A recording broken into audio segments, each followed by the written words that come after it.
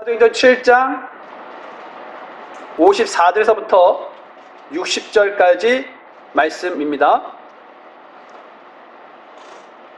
참고로 저는 흠정형 성경을 읽도록 하겠습니다. 그래서 제가 읽겠습니다.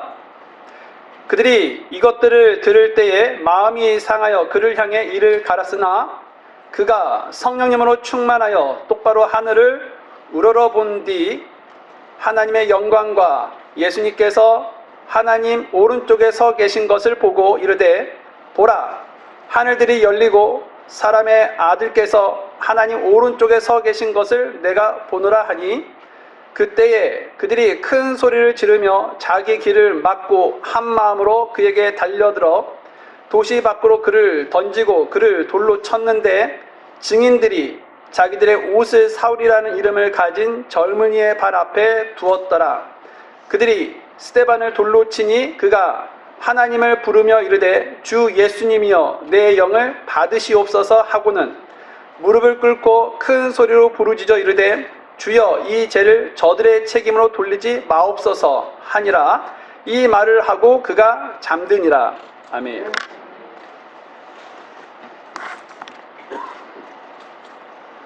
오늘은 성령님으로 충만한 스데반이라는 제목으로 말씀을 나누도록 하겠습니다.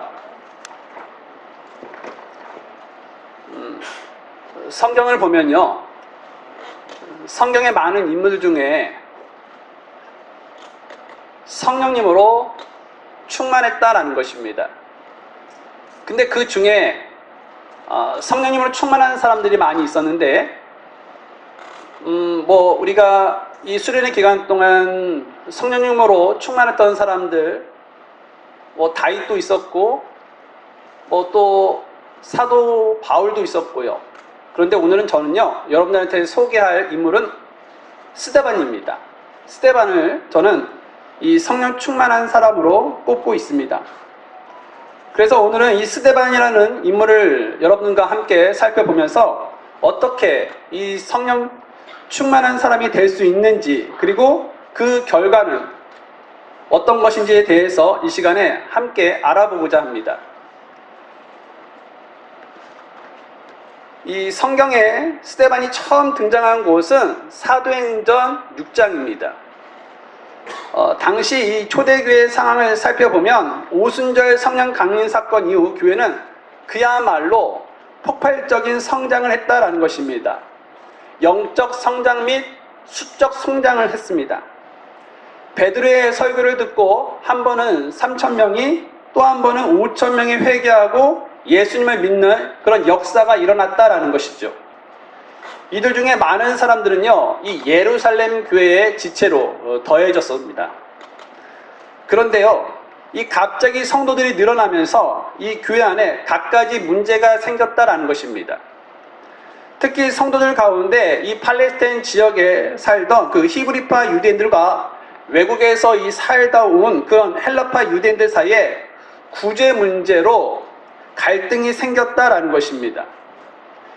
유대인들은 율법에 따라 이 고아와 과부를 돌봐야 했습니다. 그래서 교회는요, 그들에게 식량을 나눠주는 그런 구제 사업을 했었는데요. 그 헬라파 사람들이 날마다 주는 그런 주급에서 빠지는 그런 사건이 있었다라는 것입니다. 헬라파 유대인들은요, 그래서 급기야 불평이 터져 나왔던 것이죠. 그래서 그 문제가 교회 전체로 퍼져서 교회에 큰 갈등이 있었다라는 것입니다. 이런 문제가 생겼을 때 교회는 이 문제를 어떻게 처리했냐면 구제를 전담할 그런 일꾼을 세워서 문제를 풀게 했다라는 것입니다. 그래서 예루살렘 교회는요 7사람을 뽑게 되는데요. 그 명단은요 이 사도행전 6장 5절 말씀에 보게 되니까 그 명단이 나와 있는데요.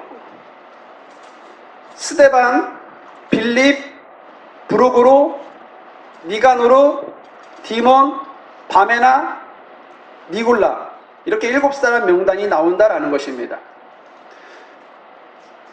그런데 여기 보니까 그 7사람 중에 가장 먼저 이름이 언급되고 있는 사람이 있습니다. 그 사람이 누굽니까? 스데반이다라는 것입니다. 그럼 왜 스데반의 이름이 가장 먼저 언급이 되었을까요? 그것은요, 그가 다른 사람들에게 특별히 기억되는 것이 있었기 때문에 그렇다라는 것입니다. 그러면 무엇이 특별히 기억되었을까요? 그건 사도행전 6장 3절에 보면 답을 얻을 수가 있는데요. 이 사실 여러분도 알다시피 이 사도행전 6장 3절은요, 이 사도들에 의해 일꾼들이 선출될 때 자격 기준이 나오는데, 그 기준을 보면요, 이 스데반이 무엇이 특별히 기억되었는지 알 수 있다라는 것입니다. 사도행전 6장 3절 말씀을 읽어보면요, 이런 말씀이 적혀 있네요. 그러므로 형제들아, 너희는 너희 가운데에서 정직하다는 평판이 있고 성령님과 지혜가 충만한 7사람을 골라내라. 우리가 이 일을 그들에게 맡기고. 교회의 일꾼을 선출할 때 자격 기준이 무엇이었냐면 정직하다는 평판이 있어야 한다. 그리고 성령님과 지혜가 충만한 자여야 한다라는 것입니다. 이것이 당시 교회 일꾼의 자격 기준이었다라는 것입니다. 이런 것을 볼 때 스데반의 이름이 가장 먼저 나온다고 하는 것은 성령과 지혜가 충만한 사람 하면 스데반이 가장 먼저 떠올랐다라는 것입니다. 이를 통해 이 스데반이 성령님과 지혜가 충만한 사람으로 널리 알려져 있었다는 것을 알 수 있다는 것이죠. 이처럼 스데반은요, 교회 지체들 중에서 성령님으로 충만한 사람을 추천하려고 할 때 얼른 머릿속에서 이 떠오를 정도로 스데반은요, 성령님으로 충만한 사람이었다라는 것입니다. 그렇습니다, 여러분. 스데반은요, 성령님으로 충만한 사람이었습니다. 성령님으로 충만하다는 것은요, 여러분들도 다들 알다시피 성령님의 지배를 받는다라는 것입니다. 스데반은요, 성령님의 지배를 받아 성령님께서 인도하신 대로 말하고 행동했다라는 것입니다. 그러자 스데반을 통해 성령님의 큰 권능이 드러나고 나타나게 되는데요. 이 사도행전 6장 8절 말씀에 보게 되니까 스데반은요, 이 사람들의 큰 이적들과 기적들을 행했다라고 말씀하고 있다라는 것입니다. 그리고 성령님께서 그에게 말씀하게 하셔서 복음을 전할 때에 이 회당에서 어떤 자들이 일어나 스데반과 논쟁을 벌였지만 오늘 10절 말씀에 보게 되니까 스데반이 말할 때 사용하는 그 지혜와 영을 반박할 수 없었다라고 말씀하고 있다는 것입니다. 아무리 율법과 성경에 능통하는 사람이 와서 반박하려고 해도 스데반을 지배하고 계신 그 성령님께서 말씀하게 하시니까 어느 누구도 그 스데반을 당해낼 수가 없었다라는 것이죠. 이처럼 성령님으로 충만하면 세상이 감당할 수 없는 그런 능력의, 믿음의 능력이 나타나게 된다는 것입니다. 여러분, 믿음의 능력은요, 마귀를 이기는 그런 하나님의 능력입니다. 이 능력으로 여러분, 이 마귀를 우리는 대적할 수가 있고요, 마귀를 이길 수 있다는 것입니다. 마귀는요, 이 성령님으로 충만한 사람들 앞에서 아무런 그런 효력을 발휘하지 못한다는 것입니다. 또 무기력하고요, 또 활력을 잃는다는 것입니다. 성령님으로 충만한 사람은요, 세상을 이기고 마귀를 이기고 어둠을 이기는 그런 능력의 사람이다라는 것이죠. 그렇다면 여러분도요, 이 스데반처럼 성령님으로 충만하기를 원하십니까? 스데반처럼 또한 성령님으로 충만하여 세상이 감당하지 못하는 그런 능력의 사람이 되기를 원하십니까? 그렇다면 여러분, 가장 먼저 해야 할 일이 있습니다.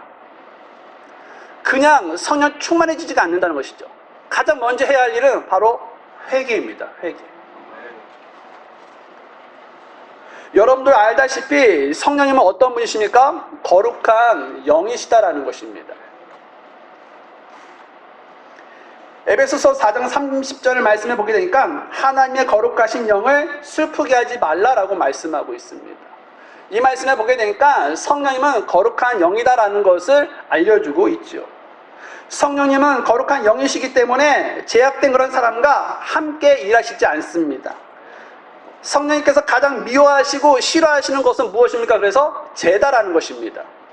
그래서 죄를 돌이키는 회개가 없는 곳에 성령님께서 임재하시지 않는다라는 것이죠. 여러분, 죄를 회개해야 이 거룩한 성령님으로 충만해진다는 것입니다. 그러면 회개란 무엇입니까? 회개란 단순히 후회나 뉘우침이 아닙니다. 물론 회개는요, 그 틀 안에서 뉘우침이 꼭 있어야 합니다. 회개의 필수는요, 이 죄를 뉘우치는 것인데요. 하지만 뉘우치기만 해서는 그 회개가 아니다라는 것입니다. 회개를 의미하는 원어의 뜻은 돌아간다라는 뜻을 가지고 있습니다. 그래서 이 자신의 죄를요, 뉘우치고 누구한테로 돌아가야 하냐면 하나님 아버지께로 돌아가야 한다라는 것이죠. 자신의 죄를 인정하고 180도 주님께로 돌아가야지 이것이 바로 진정한 회개다라는 것입니다. 방향 전환을 하지 않고는 그것은 회개가 아니다라는 것이죠. 회개는 하나님과 관계를 가로막고 있는 무엇을 허무냐면 바로 죄의 담을 허문다는 것입니다. 그래서 하나님과 그런 관계를 회복하고 성령님의 활동을 제한받지 않고 그런 성령님의 다스림을 받게 된다라는 것이죠. 회개할 경우에요. 성령님의 다스림을 받으면요, 무엇을 맺게 될까요? 바로 성령의 열매를 맺게 된다라는 것입니다. 여러분, 성령 충만하게 되면 성령의 열매를 맺는 것은 당연한 일이다라는 것이죠. 그래서 성령 충만하기를 위해서는 무엇보다 가장 먼저 힘써야 하는 것은 바로 회개다라는 것이죠. 하나님의 거룩한 영을 슬프게 하는 그런 죄악을 회개하는 것이 성령 충만의 비결임을 여러분 믿으시기 바랍니다. 또 성령님으로 충만하기를 원하신다면 하나님께 간절히 그 성령 충만하기를 간구해야 한다라는 것이죠. 이사야서 44장 3절 말씀에 이런 말씀이 적혀 있네요. 내가 목마른 자에게 물을 주어, 다시 읽겠습니다. 내가 목마른 자에게 물을 부어주고 마른 땅에 큰 물들을 부어주며 내 영을 내 씨에게 내 복을 내 후손에게 부어주리니.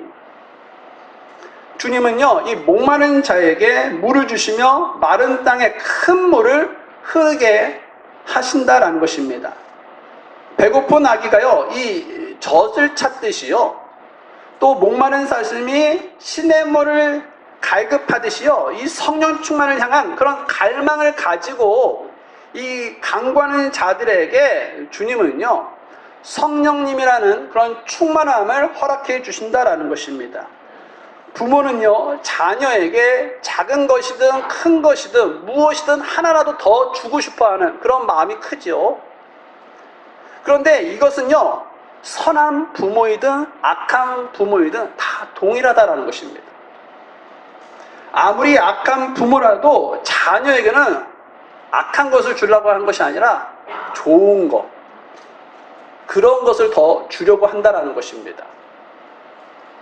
몇 년 전에 이 30대 남성이요, 심야 시간에 길을 가던 그런 40대 여성을 흉기로 위협하면서 약 40만 원을 빼앗은 사건이 있었습니다. 알고 보니 그 범인이요, 그 자기 자녀에게 용돈을 주기 위해서 그런 범행을 저질렀다라는 진술을 했었습니다. 이처럼 악한 부모라도 자녀에게 좋은 것을 주려고 한다라는 것입니다. 하물며 이 하늘 아버지께서 자녀된 우리가 성령님을 사모하고 성령 충만을 구할 때 어떻게 하실까요? 누가복음 11장 13절 말씀 잠깐 볼까요? 누가복음 11장 13절 말씀입니다.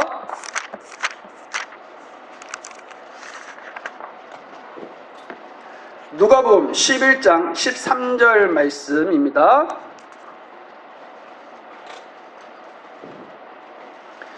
이번에도 제가 또 읽어드릴게요. 그런즉 너희가 악할지라도 너희 자식들에게 좋은 선물들을 줄 줄 알거든 하늘에 계신 너희 아버지께서 자기에게 구하는 자들에게 성령을 얼마나 더 많이 주시겠느냐 하시니라. 하늘에 계신 너희 아버지께서 자기에게 구하는 자들에게 성령을 얼마나 더 많이 주시겠느냐라고 했습니다.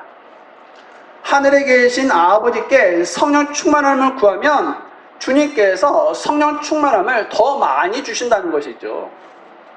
그래서 우리는 하늘에 계신 그 아버지께 성령 충만에 대한 그런 목마름을 가지고 간구해야 한다라는 것입니다.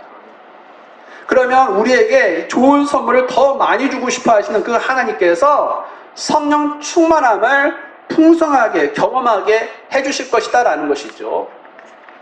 자, 또 여러분 이 성령님으로 충만하기를 원하신다면 바로 하나님의 말씀에 순종해야 한다라는 것입니다. 여러분 하나님의 말씀에 이 순종하는 삶에 성령 충만이 있는 것입니다. 순종은 성령 충만의 요건이 된다라는 것입니다. 때문에 순종하기 전에 이 성령 충만함은 순종하기 전에 이 성령 충만함은 있을 수가 없다라는 것입니다. 순종해야지만 이 성령 충만함이 있습니다. 그러면 순종이란 무엇입니까? 순종은 바로 하나님께서 명하신 일에 온전히 순종하는 것을 말합니다. 무슨 말이냐? 하나님의 말씀에 100% 순종해야 한다라는 것입니다. 하나님의 말씀에 99%를 행해도 1%를 행하지 않았다면 그것은 사람들에게는 모르겠습니다. 그것이 순종을 열심히 했구나 라고 인정할 수는 있어요. 그럼 인정받을 수는 있어요. 하지만 하나님께서는 보시기에 그 1% 때문에 순종 아니야 라는 평가를 받게 된다라는 것입니다. 주님은요, 여러분들도 잘 알다시피 온전한 순종을 원하십니다. 100% 순종을 원하신다라는 것입니다. 그래서 하나님의 뜻에 대한 그런 온전한 순종의 중요성을 우리는 깨달아야 한다라는 것이죠. 우리가 하나님의 말씀에 전적인 순종으로 채워진다면 이 성령 충만은 곧 이루어지게 될 것이다 라는 것입니다. 우리는 이 하나님의 말씀에 온전히 그 100% 순종할 때 성령님으로 충만한 삶을 누리게 될 것이다 라는 것입니다.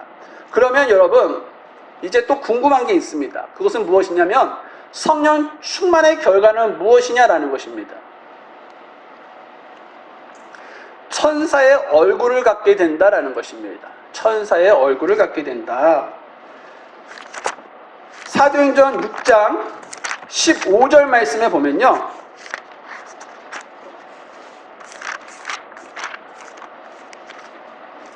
사도행전 6장 15절 말씀을 보면 이렇게 기록이 되어 있네요. 공회에 앉아있던 모든 자들이 똑바로 그를 바라보며 그의 얼굴이 마치 천사의 얼굴 같음을 보았더라. 스데반이 이 복음을 전하는 중에 그 예수님을 믿지 않는 그런 유대인들과 논쟁이 일어났다라는 것입니다. 스데반은 은혜와 권능이 충만했기에 성령님이 깨닫게 하시는 것을 말할 뿐만 아니라 지혜롭게 말했다라는 것입니다. 그러니 누구도 그 스데반을 당해낼 수가 없었습니다. 그러자 그를 시기하고 그를 못마땅하게 생각하는 사람들을 매수해서 모세와 하나님을 이 스데반이 모독했다, 신성 모독죄로 이 스데반을 죽이기 위해서 거짓 증인들을 세웠다라는 것입니다. 그래서 결국은요, 이 스데반은요 붙잡혔죠. 그리고 이 산헤드린 공회에 세워졌습니다. 스데반 편이라고는 그 중에 단 한 사람도 없었다라는 것입니다. 스데반으로서는 최고의 위기의 순간이고 죽음을 맞이할 수 있는 순간이었습니다. 그리고 또한 억울하기 짝이 없는 상황이었다라는 것입니다. 그렇다면 보통 이럴 때는요, 어떤 모습을 보여줄까요? 죽음의 공포에 질린 그런 얼굴이거나 목숨을 구걸하는 그런 비굴한 표정이거나 자포자기의 그런 절망적인 모습이거나 그것도 아니면 자신을 모함하는 사람들을 향해서 분노의 그런 일그러진 얼굴을 보일 것이다 라는 것이죠. 그런데 놀랍게도 오늘 이 스데반은요, 이 스데반의 얼굴은 천사의 얼굴과 같았다라고 성경은 우리에게 알려주고 있습니다. 여기서 이 천사의 얼굴과 같았다는 것은 무슨 뜻일까요? 바로 그 얼굴에 평안함이 있었고 또한 담대함이 드러났다라는 것이죠. 또 그 얼굴에 빛이 났다라는 것입니다. 그러면 어떻게 이런 일이 가능할까요? 여러분, 우리의 경험과 한번 비교해 보십시오. 우리의 경험과 비교해 보면 이런 억울한 일, 또 누구한테 모함당한 일, 또 내가 거의 죽을 그런 상황에 놓였을 때 우리는 어떠한 그러한 모습을 보이면서 그 상황을 어떻게 처리하겠습니까? 여러분, 우리는 분노에 일그러진 얼굴을 하면서 그 상황을 정말 못마땅하게 생각하면서 억울하다라고 하면서 가슴을 치면서 그 상황을 모면하려고 이런 얘기 저런 얘기를 할 것입니다. 여러분, 스데반은요 지금 이 천사의 얼굴을 했는데 어떻게 이렇게 우리와 다른 모습을 할 수가 있었을까요? 그건 바로 스데반이 성령님으로 충만했기 때문에 그렇다는 것입니다. 성령 충만하면 왜 그러면 그렇게 위기의 상황에서도 죽음의 상황에서도 그렇게 얼굴이 천사와 같은 얼굴, 그러니까 평안한 얼굴을 보일 수 있었을까요? 바로 위로자 성령님께서 그런 마음을 주셨기 때문에 그렇다는 것입니다. 여러분, 위로자 성령님께서 환난과 핍박을 당하는 우리를 위로해 주시고 또 주님께서 우리 마음에 평안을 주셨기 때문에 이 스데반도 당시에 성령님께서 위로해 주시고 또 그 마음에 평안을 주셨기 때문에 그 얼굴이 천사 얼굴 같은 모습을 보일 수가 있었습니다. 그 증거의 말씀이 요한복음 14장 26절에서부터 27절 말씀을 보면 알 수가 있는데요. 요한복음 14장 말씀을 잠깐 보십시오.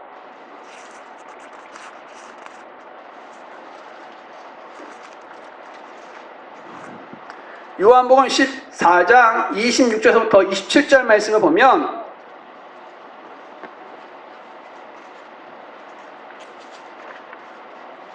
제가 또 읽어드릴게요. 위로자 곧 아버지께서 내 이름으로 보내실 성령님, 그분께서 너희에게 모든 것을 가르치시고 내가 너희에게 무엇을 말하였든지 너희가 모든 것을 기억하게 하시리라. 내가 너희에게 화평을 남기노니 곧 내 화평을 너희에게 주노라. 내가 그것을 너희에게 주는 것은 세상이 주는 방식과 같이 아니하니 너희는 마음에 근심하지 말고 두려워하지도 말라. 위로자 성령님은 우리 마음에 불안과 근심과 또한 두려움을 없애준다라는 것입니다. 세상은 끊임없이 우리에게 평안을 앗아가지만 주님은 그런 일을 이겨내도록 힘과 평안과 화평을 주신다라는 것입니다. 그래서 죽음의 순간에도 이 스데반의 얼굴은 공포에 떨린 그런 얼굴이 아니라 천사의 얼굴과 같은 모습을 보일 수가 있었다라는 것이죠. 흔히 이 얼굴은 마음의 창이라는 말이 있습니다. 마음이 어두우면 얼굴도 어떻게 됩니까? 어두워진다라는 것입니다. 마음에 짜증이 나면 얼굴도 이렇게 짜증스럽게 변하는 것이죠. 마음이 슬프면 얼굴도 슬퍼지는 것입니다. 그러나 마음이 평안하고 기쁘면 얼굴도 평안하고 기뻐 보인다라는 것이죠. 그것은 그 누구도 예외일 수가 없습니다.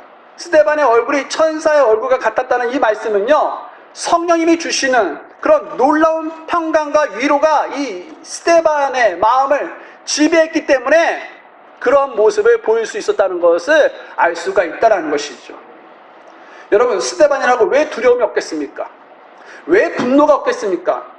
그런데 그런 순간조차도 이 성령님으로 충만함으로 성령께서 주시는 그런 평강이 그 마음과 생각을 지켰기 때문에 샘솟는 그러한 평안이 흘러넘쳐서 이러한 천사의 얼굴과 같은 모습을 보일 수가 있었습니다. 그래서 평상시 이 성령님을 따라 살아가는 사람에게는 위기가 찾아와도 그것은 위기가 아니라 그 위기를 평강으로 맞게 된다는 것입니다. 여러분도 이 천사의 얼굴을 가질 수가 있습니다. 아브라함 링컨의 말 중에 이 세상에 나올 때는 부모님이 만들어준 얼굴이지만 그 다음부터는 자신이 얼굴을 만드는 것이다 라고 했습니다. 그 타고난 외모는 어쩔 수 없습니다. 하지만 성령님께서 주시는 그 평안을 마음에 담고 살면 우리도요 이런 천사의 얼굴과 같이 빛날 수 있다, 밝아질 수 있다, 기쁨이 넘칠 수 있다라는 것입니다. 그래서 우리는요 이 성령님과 어떻게 해야 합니까? 친해져야 돼요. 성령님과 함께 동행해야 합니다. 그리고 성령님께서 원하시는 삶을 살아야만 하는 것입니다. 또 여러분 성령 충만의 결과는 무엇입니까? 하늘을 우러러 보게 된다라는 것입니다. 하늘을 우러러 보게 된다. 이번에는 본문으로 돌아가 보겠습니다. 사도행전 7장입니다. 사도행전 7장 54절에서부터 55절인데요.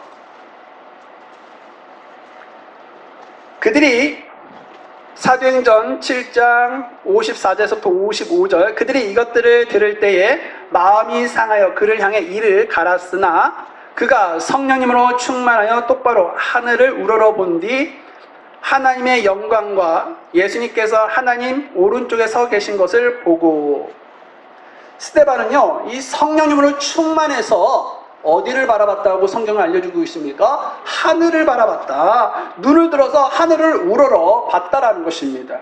그는 위기 순간에 하늘을 우러러 봤습니다. 또 그는 억울한 상황에서도 하늘을 우러러 봤다라는 것입니다. 그런데 이 스데반은요 자기를 반대하고 죽이고자 하는 자들을 바라보지도 않고요 어디를 또 바라봤냐? 하늘을 바라봤다라는 것입니다. 그러면 여러분 이 스데반이 하늘을 우러본 그 이유가 무엇일까요? 이 땅에는요 기대고 의지할 것이 전혀 없었기 때문입니다. 당시 땅에 있는 사람들은 아무도 스데반을 도와줄 사람이 없었습니다. 스데반 주변에 돌을 들고 있는 사람들은요 이 스데반의 잘못을 깨닫고 돌로 쳐 죽이려고 했지 스데반을 변호해 줄 만한 그런 사람은 없었다라는 것입니다.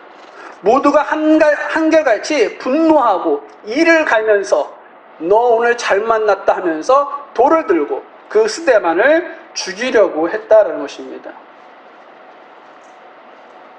그래서 스데반은 그 주변에 자신을 향해서 돌을 들고 있는 사람을 바라보지 않고 어디를 봤냐?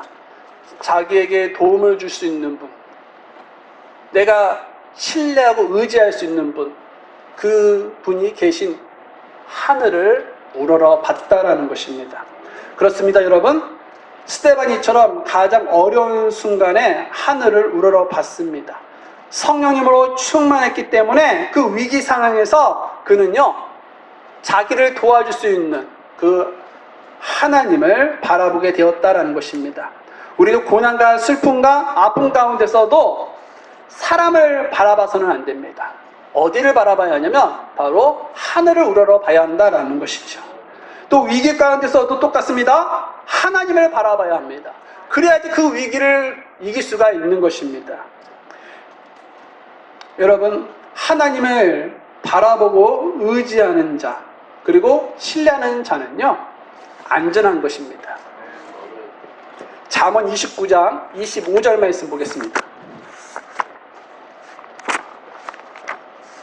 잠언 29장 25절입니다.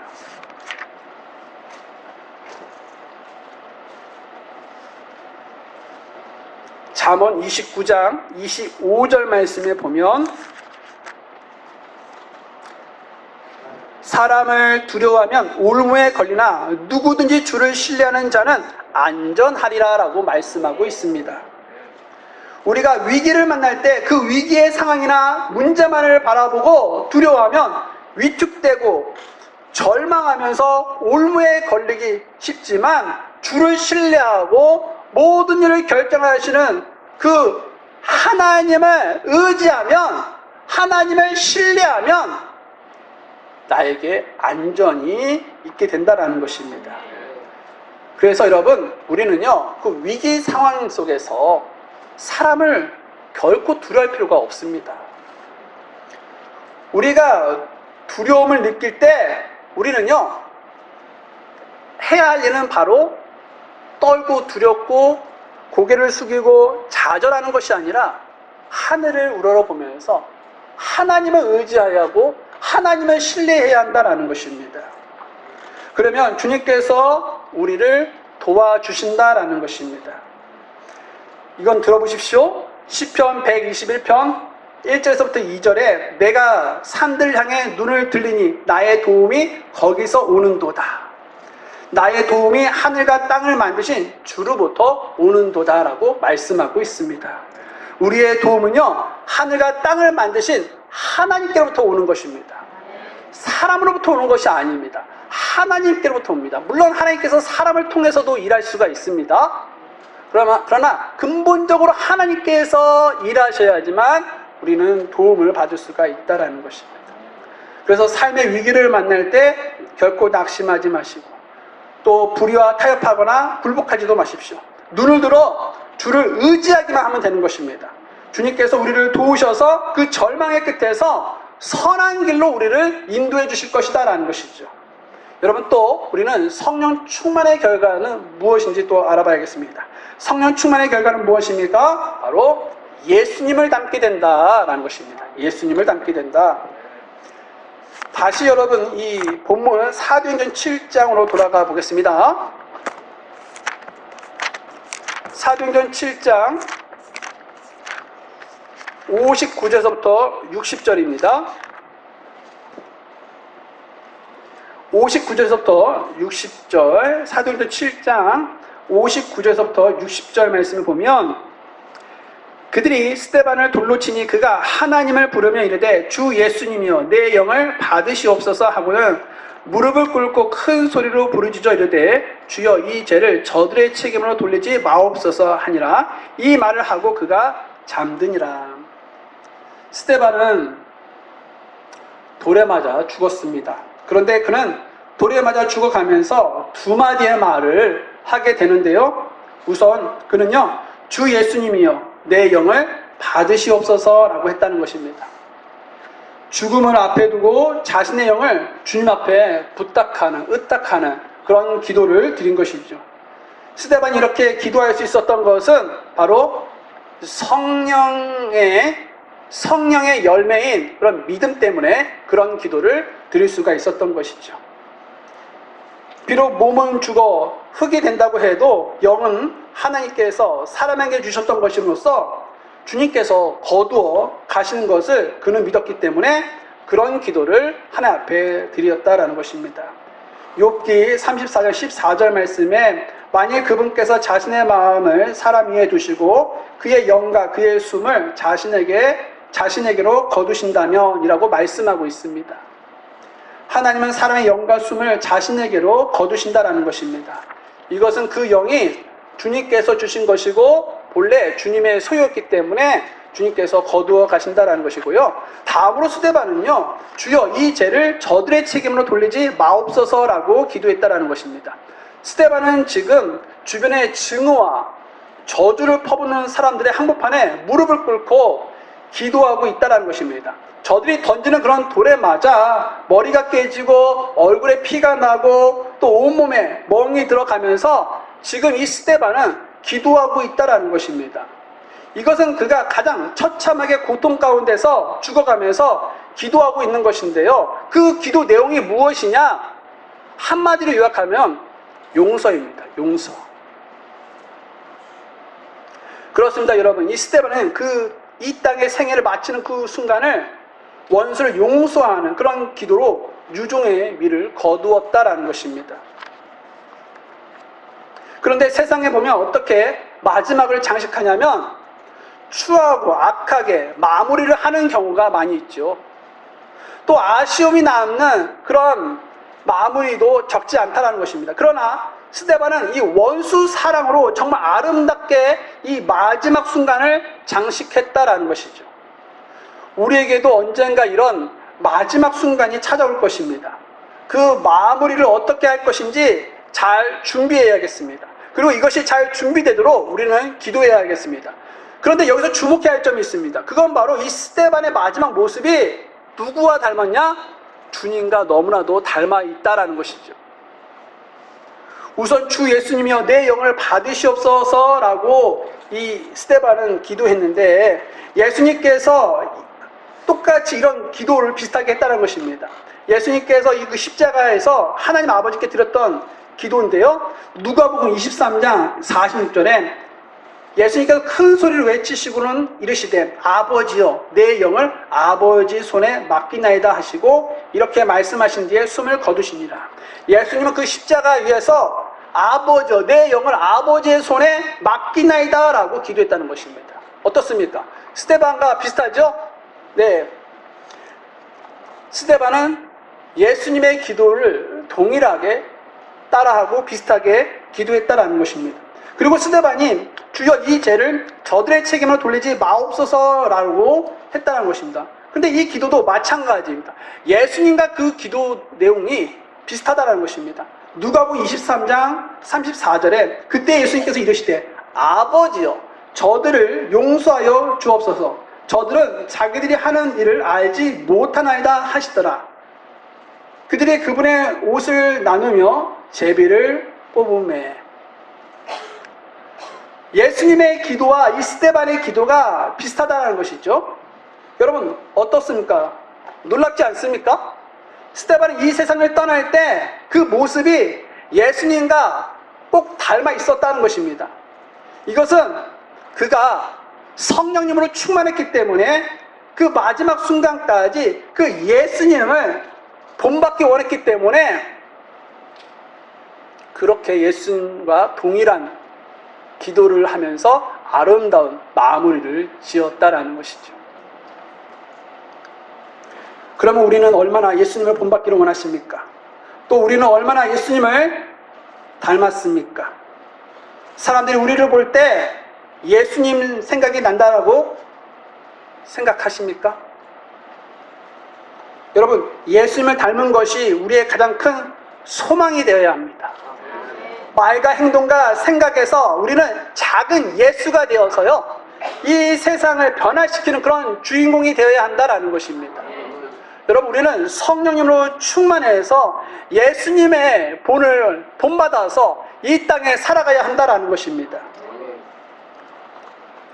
말씀을 정리하겠습니다. 여러분, 성령 충만하기를 원하십니까? 성령 충만하려면 죄를 멀리하며 그 지은 죄에 대해서 돌이켜야 한다라는 것입니다. 성령 충만하기 위해서는요, 회개가 필수입니다. 회개.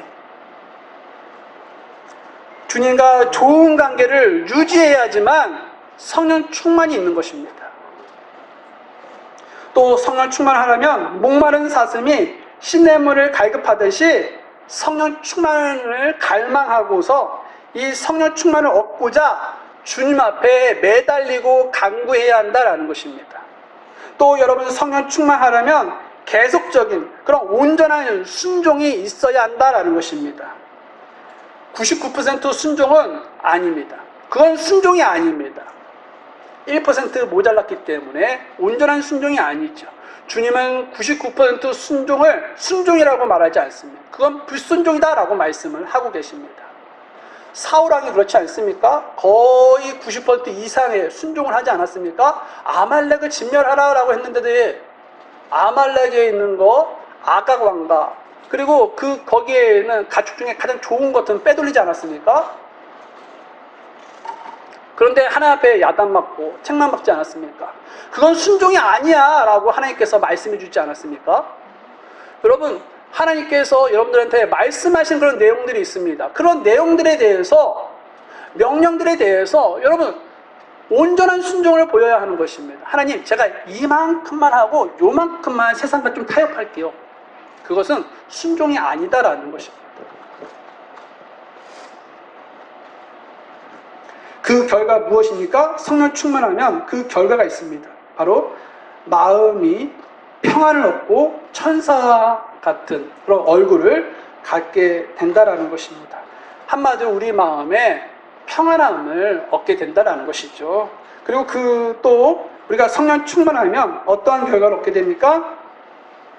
어떤 어려운 상황 속에서도 결코 좌절하지 않고 나를 도와주시고 나를 지켜주시는 그 하나님을 보면서 승리하게 된다라는 것입니다. 또 여러분, 성령 충만의 결과는요, 성령의 열매를 맺고서 모든 면에서 예수님을 닮게 된다라는 것입니다.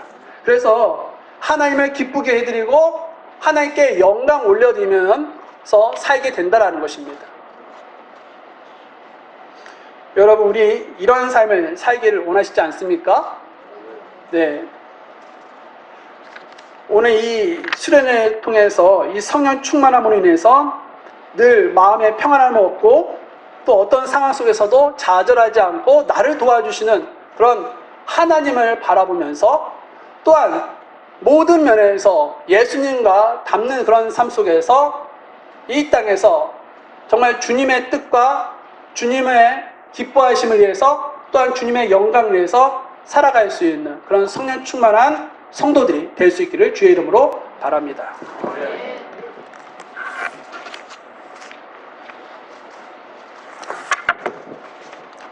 네.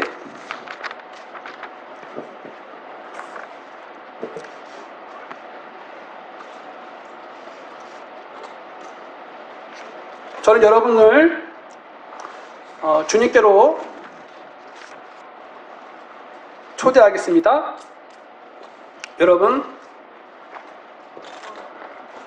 여러분들은 어떤 사람들이 되기를 원하십니까? 성령 충만한 사람들이 되기를 원하십니까? 여러분, 성령 충만하기 위해서는 죄를 회개해야 합니다. 여러분들이 가지고 있는 그런 죄들을 이 시간에 회개할 수 있기를 바랍니다. 여러분, 우리는 주님의 말씀에 순종해야 합니다. 또 우리는 주님 앞에 이 성령 충만을 간구해야 합니다. 우리가 성령 충만하기를 원하시면 이러한 과정들이 있어야 한다는 것입니다. 하나님께서는 그냥 성령 충만을 주실 수 있지만 우리가 이러한 모습을 보일 때 주님께서는요, 성령 충만함을 주십니다. 여러분, 이러한 성령 충만함을 받게 되면요, 우리 마음에 평안함을 얻고 어떠한 상황 속에서도 좌절하지 않고 승리하는 삶을 살 수 있습니다. 또 하나님을 기쁘게 해드리고 하나님께 영광 올려드릴 수 있는 삶을 살 수 있습니다. 왜냐하면 예수님을 닮게 되기 때문에 그렇다는 것이죠.